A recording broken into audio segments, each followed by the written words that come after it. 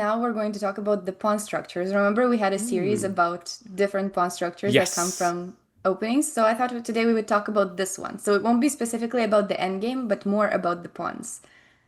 So Excellent. today we'll talk about one of the most solid structures, which is the Stonewall, that Hmm. is characterized by exactly this pawn triangle in the center. Do you know how to play with it or against it? So this is going to be awesome. I'm looking forward to this because I have no single clue. And the absolute truth is, I've heard about Stonewall many times, and this is the first time I'm experiencing the pawn structure. Mm-hmm. So this pawn structure most often comes from the Dutch defense, not my Leningrad Dutch, but more the Stonewall Dutch. Hmm. And sometimes it can also happen in a delayed manner in a Slav or in a Catalan, for example, when the knight from f6 moves forward and then gets supported by this pawn. So Hmm. sometimes it even happens in that way. And it could also occur with colors reversed, but I would say that is pretty rare. So usually you would get this from the black side. And often we hear that the idea of playing both of these pawns is very weakening because of this e5 square in the center, and that maybe it's not super sound, but there's a lot to learn about the structure as well, a lot to learn from white, a lot of ideas to know from black. So that's kind of what I wanted to talk about today. So first, maybe we can talk about these plans and then move on to a quick model game to see how it gets implemented in action. So, what do you think could be some of the plans for white and for black, both including pawns and the pieces around it? Yeah, so now that you mentioned a couple of things around it, I also have seen, I enjoy watching Simon Williams. So he often has a Stonewall Dutch, and he often gets the knight to e4 and then solidifies the pawn structure if it gets attacked or tries to, yeah, get swapped or exchanged or something like that. Uh, I guess one of the plans of white is to conquer e4 and break through. E5, you mean? I thought e4. Oh, E4. Yeah. This one? So yeah. Okay. You mean to do something like Yes. this? Yes. But Okay. you're absolutely right. If you get a knight to e5, that's probably also another goal of white. Yeah, if you can conquer E5, yeah, that's And true. and black's plan is, yeah, to have the pressure on e4, perhaps with a knight on f6 before, and um, yeah, to not try to weaken e6 too much, which is, I guess it's difficult. I guess it's really difficult, and there's a reason it's named Stonewall after all, I guess. Yeah, so it's right that the name even suggests that it's a very, very solid structure, and that's what it's known for. So you're right about some of these plans, and I'll try to mention it in more detail now before we look at the game so that we know what's going on here. So starting with white's plans, the main plan is controlling the e5 square, trying to put, for example, your knight there, or maybe your bishop in some cases. So usually then once the knight goes there, and if it cannot be challenged, it's going to be one of the best pieces in the position. Then a second plan that white can go for is to try to trade dark squared bishops. Because these Hmm. pawns are generally placed like that, there's not a lot of movement in the center, and they're going to stay like this for a lot of the middle game. And if you can trade the dark squared bishop and leave black with this bad bishop on c8, it can be a good idea. So if you have a chance to trade these bishops, then you can definitely do so as white. And another plan that might not be so obvious now, but at the right moment, it's worth it to do a queenside expansion. So to play c4 and sometimes even b4 and keep advancing those pawns, or trade at a convenient moment and then invade, let's say, along the c file. Hmm.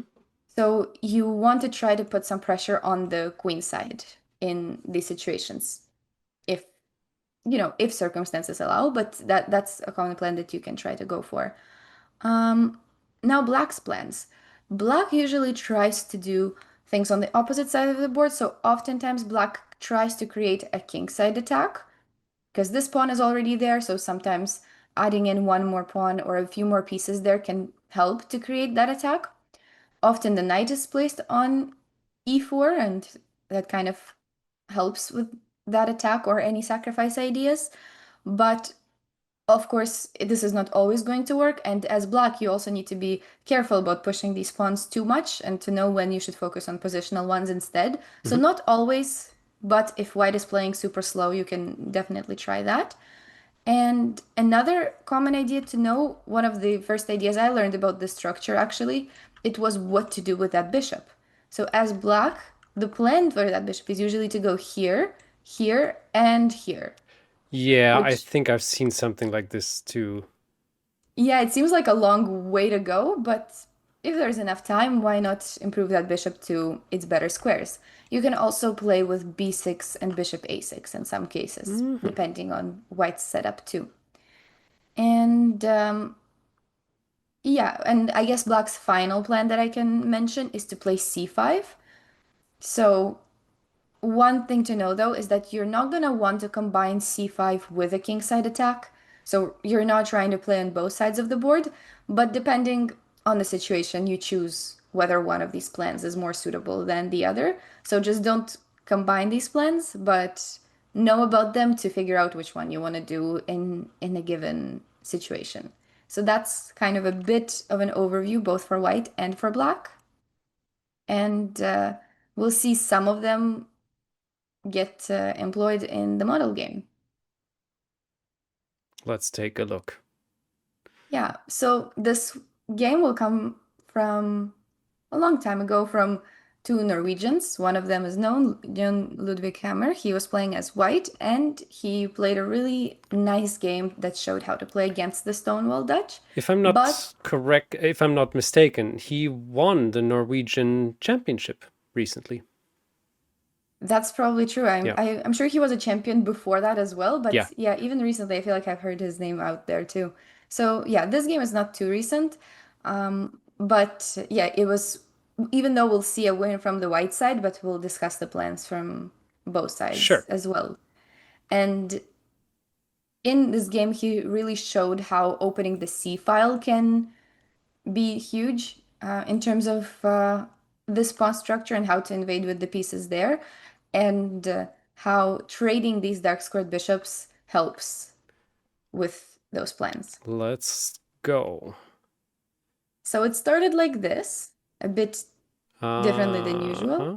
And like I said, it can come from a few different Yeah. setups, but most importantly, now we have the Stonewall Dutch setup that is reached. So now, as white, he chose this setup with g3, which is known to be also very solid and um, good for white. So far, all of the pieces get developed, and now we see this knight coming to e4. This is one of black's main plans, and based on what we heard, how do you think white should try to play here? Well, I don't think it is. I mean, there are probably variations where you also take the knight, but I guess for now it's not the greatest idea to take on e4. Otherwise, it will just open up the F file. It's almost, yeah, it's going to be massively difficult to ever open up the C file for white. I think it will just lead to some more problems. Instead, maybe it is an interesting idea, or sometimes I think I've seen it. Um, what what was the ideas about this? What was white playing? Let me think for a second. I think, is it too early to also play knight e5 maybe? Perhaps taking on d5 in between might be a bit of a better option.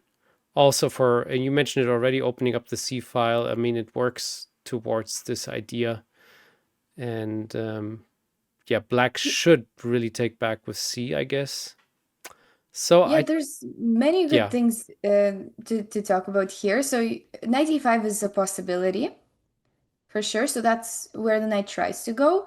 Here specifically, I would think that black just goes something like knight d7, and then you have to decide what to do with the knight.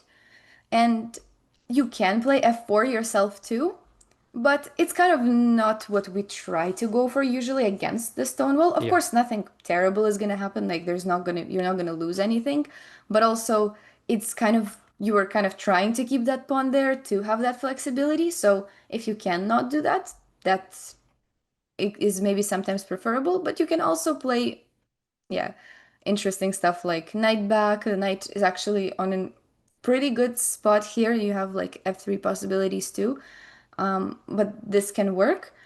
And I understand why you thought to take on d5 as well, because I mentioned a lot about the c file, but it's actually something that we're gonna want to wait with Hmm. much longer because now black has a lot of choice. He can take with the e pawn, which is actually the one that I like a bit more because now this bishop is actually having a bit more Ah. possibilities and the knight feels super well supported. But taking with the c pawn is also pretty good. Knight c6 is now possible. So yeah, it does look good to take, and of course, your position is not going to be bad if you do, but I would say that you help black a bit with their development when that happens. So what to do here? What's the So, best thing for white? It's really yeah, the interesting. best thing for white is actually to play on the queen side. So, I don't know if anybody at home got that as an idea, but it will be to try to play b4 and try to advance the pawns there. Wow. No, I haven't thought about this at all. Crazy. Yeah, no, that's why we try to learn about it. Knight e1 is also a pretty good move. Knight e5 itself is also a good move. So Knight in e1, general, that the was a moves thing are I good. considered as well. Knight e1 looked very clumsy, but then again, yeah, you get it to d3. Yeah. And so, quick question in between. After knight e1, I also thought of the very, very other clumsy move f3 to push away the knight. Hmm. But of course, our bishop was terrible, and so I'm not sure if that's something to consider. Yeah, honestly, it would be one of my considerations as well because you Hmm. always want to kick that knight away, but not here. And you're right to feel that it is clumsy because it is. And if you allow black to play something like e5, then Mm. that's everything they want Hmm. Hmm. compared to these two pieces here. Hmm. Okay, good to know. Very good. Yeah, so instead, rook b1 is good, and we'll see how white plays super well in this game, but I also just want to show a few plans for black in case white plays kind of slow. So let's say they play something like b3 instead of b4 and you don't do this advance, and instead you just develop the pieces, move away, move the rooks towards the center, you do nothing. And as black, this is kind of your ideal scenario is that you've gotten all of your pieces out. Now you play something like g5, g4, and suddenly white already has to decide what to do with their knights. If they go all the way back, then I would say this is black's dream Wow. scenario, where now they have all the threats and sacrifice possibilities, while white, as you can see, doesn't have any counterplay. For sure, they'll have stuff to do, but it's not as strong as what black is doing right Hmm. now.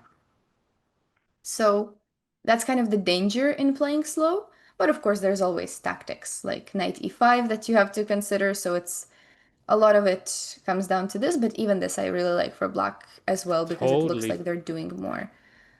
So rook b1 looks slow, but at least it starts the plan a bit more directly. And black plays a5, which ends up being it's okay for now, but it ends up opening the A file later. And black should actually try to keep it more closed with knight d7. So this is kind of what black should have tried to do.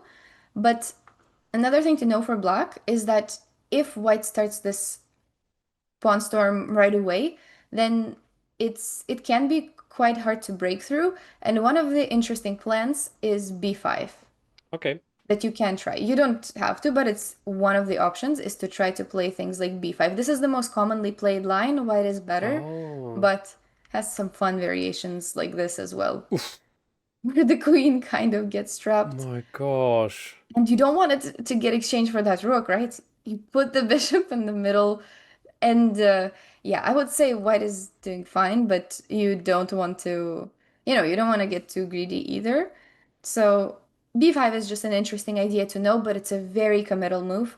So yeah, so it's not, don't necessarily have to do it. I would probably prefer something like this instead, where you play in a bit more calmly and see how it and see how it goes eventually. And even here you can get some counterplay as I black. guess it feels good for white to open up because I don't know, it seems somehow that the pieces are a bit better placed.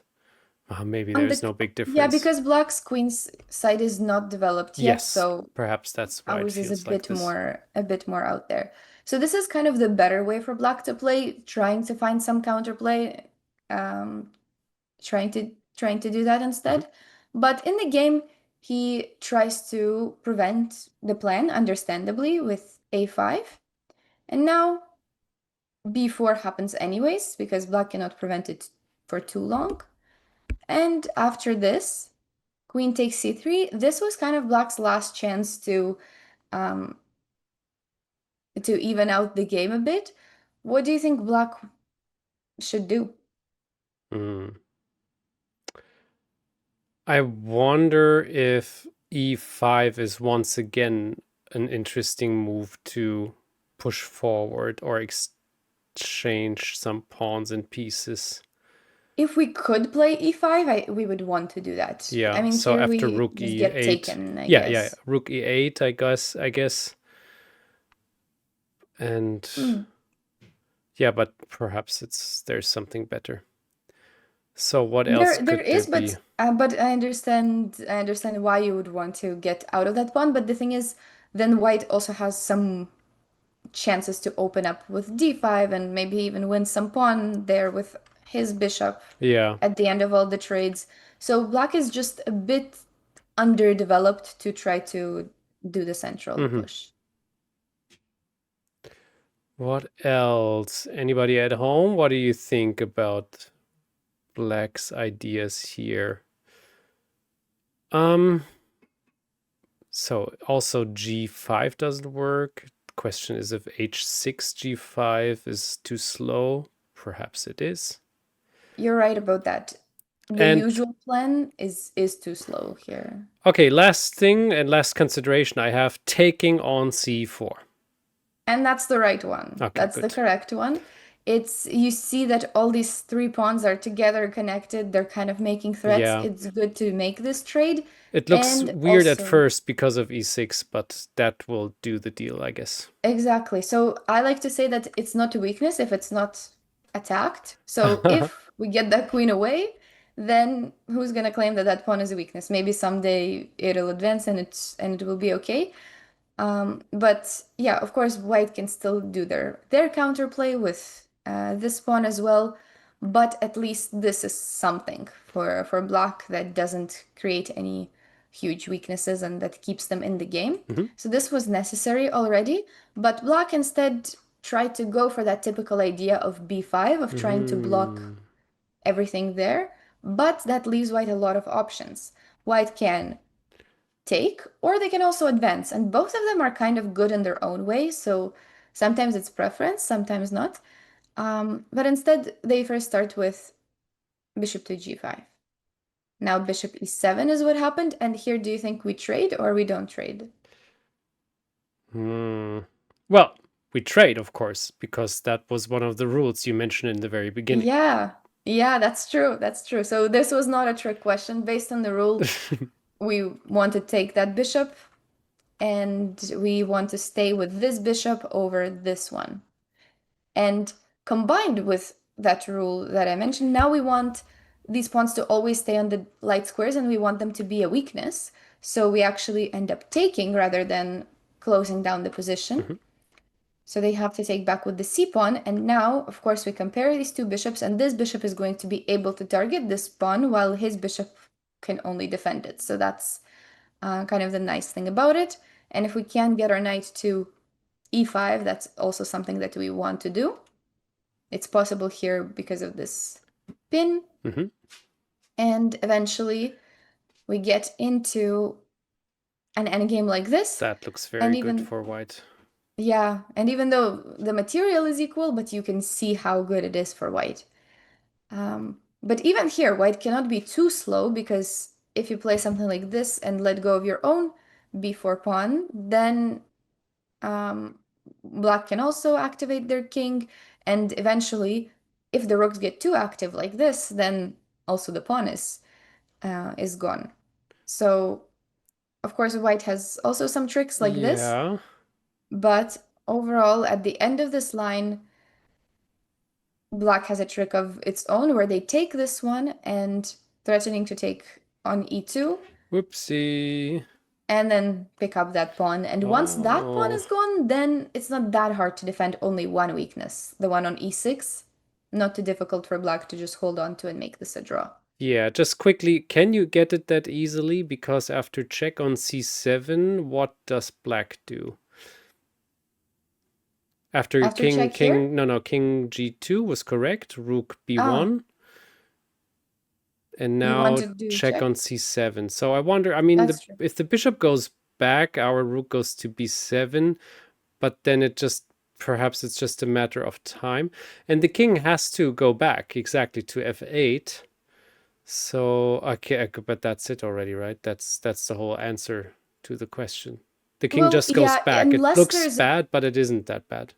yeah, unless there's a very specific way to target one of the pawns, which I don't think there is, then the pawn just gets picked up and kind of fizzles out into the draw. But Mm-hmm. that's why I said important to not be too forward with these rooks, but rather when you have a specific weakness, we can be slow and just improve the position at first. Okay, So e3, that that's a good move. puts the pawn on a dark square. Now it's all good. And target this weakness right away with our bishop.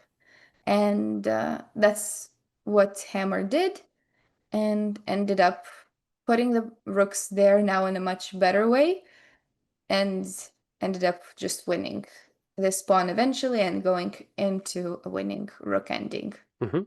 We can just see how it ended. It's not too relevant to the pawn structure itself, but in general, when there's one extra pawn like that, I would say you play without any risk.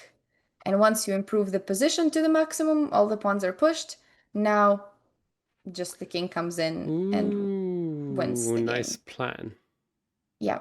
So, as you can see in this pawn structure, Black's problem started when he kind of allowed these weaknesses to get created with allowing white to get everything he wants on the queen side. There were some things like trading the dark squared bishop that made it worse, that made the queen invade on c7, let's say.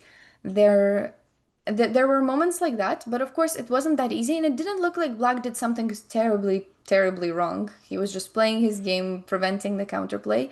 But we looked at a few lines as well for Black where if you keep the pieces a bit more compact, sometimes you go for a kingside attack, sometimes not. You try to look for those ways to simplify with d takes c4.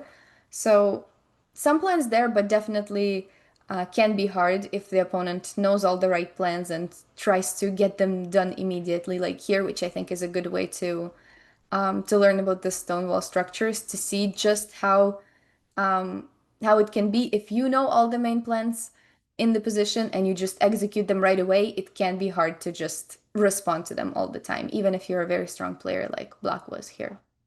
Super cool lesson, Svetlana. Thank you. I love it when I have the feeling I learned a lot. This was my first ever Stonewall lesson, and now I'm a bit better prepared, and I definitely want to try that out in my Blitz games now. Thank you so Mhm. much.